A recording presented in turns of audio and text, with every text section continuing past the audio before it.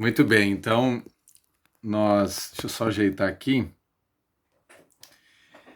É, bom, eu preparei aqui uma reflexão para nós e, e essa reflexão ela tem como objetivo da gente pensar um pouquinho, né, em algumas coisas. Pandemia aí, né? Pandemia no seu auge, algumas proibições, alguns decretos e a gente vê a cidade. Esses dias a gente saiu aí, segunda-feira eu saí com a minha esposa, cidade parada, comércios parados, um clima, uma situação. Para quem assiste televisão, eu não tenho muito tempo, mas tem gente que tem tempo, né, para isso, né? E então as pessoas saem mais animadas pelas más notícias. E a verdade é que inevitavelmente, o ser humano realmente se afeta com essa situação toda. Há um desânimo inevitável no coração das pessoas. Eu tenho atendido algumas pessoas, conversado com várias, até pessoas idosas também. Tenho visitado até uma senhora idosa, algumas senhoras idosas, algumas até que moram sozinhas. E é inevitável que haja realmente uma situação difícil, é desanimador. E isso abalou muitas pessoas. Alguém está desanimado aí? Tentando não ficar, né? E o desânimo ele é normal, né? Tanto no mundo natural como também no mundo espiritual. Veja que na Bíblia nós temos muitos servos de Deus que se desanimaram, né? Muitos. Nós temos Moisés, que teve os seus momentos de desânimo no deserto. Nós temos Davi, ele escreveu muitos salmos descrevendo a sua angústia, o seu desânimo também, as perseguições que ele sofria. Jeremias, ele tem até um livro chamado Lamentações, né? Essa é o externar de uma angústia, de uma tristeza e de um desânimo também. Nós temos Jonas, que também foi um homem que ficou meio desacursoado aí, né? E nós temos Elias. Elias é a história mais clássica, né? Que nós temos assim de um servo de Deus que desanimou, né? Mesmo tendo tantas vitórias como ele teve, mas Elias desanimou bastante. E quando eu olho para essa realidade, eu lembro, meninas, eu lembro de uma história, além de lembrar da história de Elias na caverna, quando ele fugiu, né, de Jezabel e estava lá, né, desanimado, estava sofrendo com uma baixa autoestima, apesar de ter conquistado grandes vitórias para o Senhor, mas estava sofrendo aquele momento depressivo, né, desanimador na vida dele. E quando eu lembro da história dele, eu lembro de uma história em paralelo da serva do Senhor, de Ellen White. Depois do grande desapontamento de 22 de outubro de 1844, algumas pessoas permaneceram fiéis na palavra, e essas pessoas ficaram conhecidas como o pequeno rebanho. Elas permaneceram fiéis e continuaram seguindo e, né, sendo fiéis na palavra de Deus. Só que no final da década, algumas pessoas elas começaram a mudar, a migrar para vários lugares dos Estados Unidos e houve um certo progresso financeiro ali. Em maio de 1856, Ellen White ela recebeu uma visão acerca da condição do remanescente em comparação com 1844 e estava distante o povo de Deus em consagração. Quando comparado, né, na década de 50 para a década de 40. E esse povo se encontrava nessa conformidade com o mundo muito por causa do progresso financeiro que eles tinham, né? Então os adventistas estavam se tornando apáticos, mundanos, assim como o mundo cristão ao redor deles também. Então o crescimento das indústrias, o crescimento das estradas de ferro nos Estados Unidos, as facilidades com a descoberta de ouro na Califórnia, por exemplo, contribuiu muito para a prosperidade deles. E aí os homens começaram, como diz, né, O historiador Warren Candler, historiador da época, ele chegou a dizer: os homens se esqueceram de Deus pela busca do ouro. Os homens se esqueceram de Deus pela busca do ouro. Isso afetou então todo o cristianismo em geral e os adventistas em particular também. Então, à medida que os adventistas da Nova Inglaterra eles se mudaram para o oeste em busca do ouro, da riqueza, né? Melhores oportunidades, aqueles filmes que você ou seus maridos aí, né, já assistiram do Faroeste aí, né, e tal. É realmente aquilo mesmo, né? Aquela migração, aquela busca pelo ouro, pelas riquezas, grandes guerras se davam em função disso, né? Então as pessoas perderam a visão do breve retorno de Jesus e agora se tornaram egocêntricas. Mudou o foco das pessoas. As pessoas é, é, se as pessoas se conformaram com a situação mundana a qual lhes cercavam. Então eles mudaram o foco.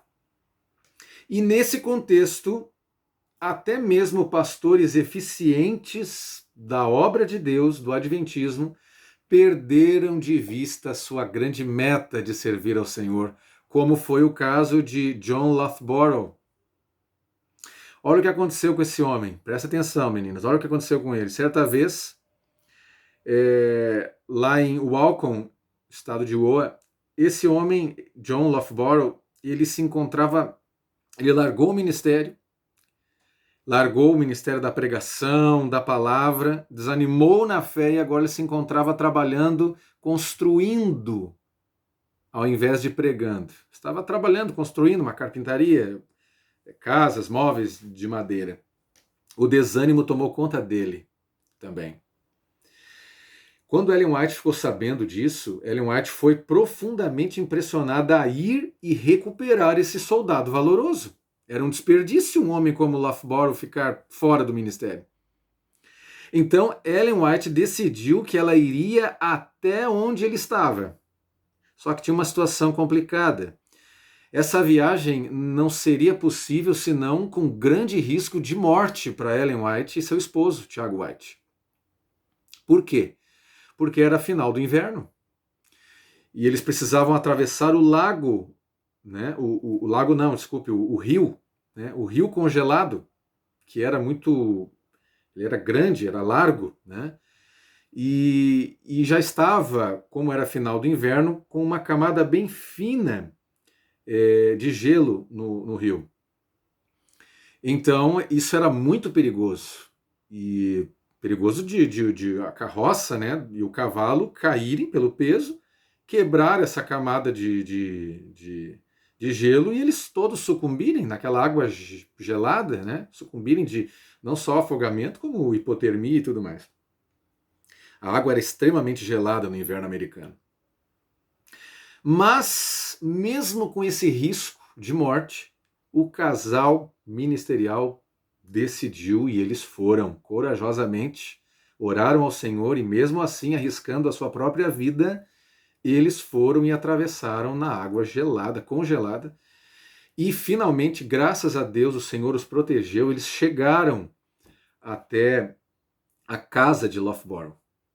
E ao chegarem em frente à casa, o portão dele, em frente à casa dele, ela, sem entrar, e nem cumprimentá-lo, ela não cumprimentou Loughborough, ela foi direto ao ponto e de forma enfática, forte e decisiva, como era característica de Ellen White, ela falou com voz intrépida, forte, olhando nos olhos de Loughborough, ela disse assim: "O que fazes aqui, Elias?"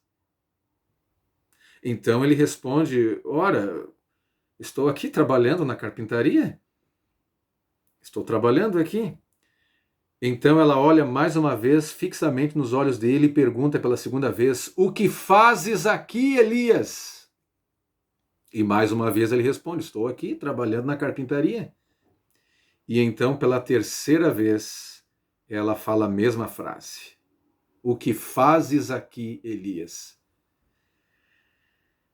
Depois que ela perguntou pela terceira vez, ele entendeu o que ela quis dizer. E com vergonha, olhou para ela e entendeu que ela estava fazendo um paralelo da história dele com a história de Elias, que estava na caverna lá, cabrunhado, brocochô, xoxo, desanimado, quando na verdade deveria estar animado para participar e para pregar e para continuar sendo um baluarte da obra do Senhor. Então, arrependido, envergonhado, Loughborough volta atrás e decidiu largar todo aquele trabalho braçal e decidiu voltar ao ministério para pregar. Se tornou um instrumento poderoso, decisivo, importantíssimo na obra pioneira adventista. Loughborough voltou aos púlpitos e fez um grande trabalho, né, para a igreja nos seus primórdios. Veja que o desânimo faz parte até mesmo dos grandes homens e mulheres da Bíblia. Mas há uma motivação para nós. Eu quero encerrar com um vídeo. Aí eu acho que é a Solange, né? Que tá. Ô Solange, tu conseguirias me passar o. Eu não sei, eu gostaria de passar um vídeo para vocês aqui. Você tem que me. Você vai ali no. Ah, deixa eu ver se eu consigo aqui. Não, peraí, deixa eu ver se eu consigo share screen. Acho que é só eu clicar aqui. Eu acho.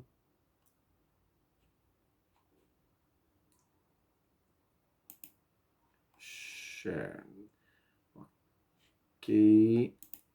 Agora eu vou colocar um vídeo para vocês. Talvez vocês já tenham até visto esse vídeo já, sabe, meninas? Mas eu gostaria que você entendesse o porquê que nós não devemos desanimar. Estamos sujeitos a desanimar, mas por que não devemos desanimar? É porque quando nós olhamos para Jesus e o ministério de Cristo e a forma de como ele trata as crianças, de como ele trata os adultos também, as pessoas, e quando o nosso foco não é as coisas que nos rodeiam, mas quando o nosso foco é Jesus e quando ele é o nosso modelo, tudo pode ser superado. Todo desânimo pode ser superado. Todas as dificuldades, barreiras, muralhas podem ser superadas. Muralhas podem ser derribadas, como no caso de Jericó. Ou, olhando num outro ângulo, muralhas podem ser construídas, como no caso de Jerusalém com Neemias. Mas quando olhamos para Jesus, essa é a diferença. É isso que muda tudo e que nos traz um ânimo. Eu vou mostrar a cena de um filme até não é muito, é o mais recente, eu acho, da vida de Jesus. E eu sempre, em filmes, olhei e tentava buscar um Cristo que fosse, assim, amoroso, compassivo, solidário com as crianças. Mas os filmes nem sempre conseguiam passar aquilo que eu leio nas escrituras, aquilo que eu leio em Ellen White, por exemplo, no livro Desejar Todas as Nações, que a gente se emociona ao ler. Mas nesse filme eu consegui, acho que eles conseguiram traduzir, sabe, mostrar assim um Jesus que eu acredito ser esse, o Jesus que ama as crianças. O ator foi muito feliz, foi muito bom, eu quero mostrar para vocês. Espero que dê certo aí. Deixa eu pegar a câmera que eu estou gravando aqui para as meninas que não puderam participar. Deixa eu ver se eu consigo. Isso, consigo. Eu quero agora mostrar para vocês então esse vídeo. Confirma para mim aí se está dando volume. Tudo certo?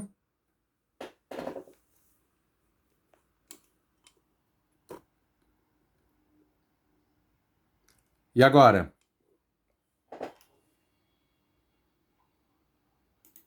Tava com volume ou sem volume? Sem volume? Uhum. Então eu vou. Vamos ver agora, vamos voltar. De novo.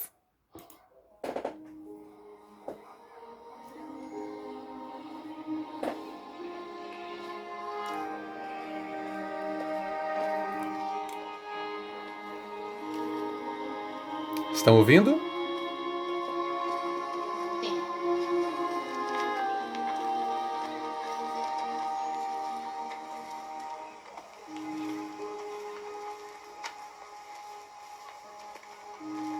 O mestre precisa repousar. Por favor, por favor. Pedro, Tiago. Deixai vir a mim os meninos. E não os impeçais.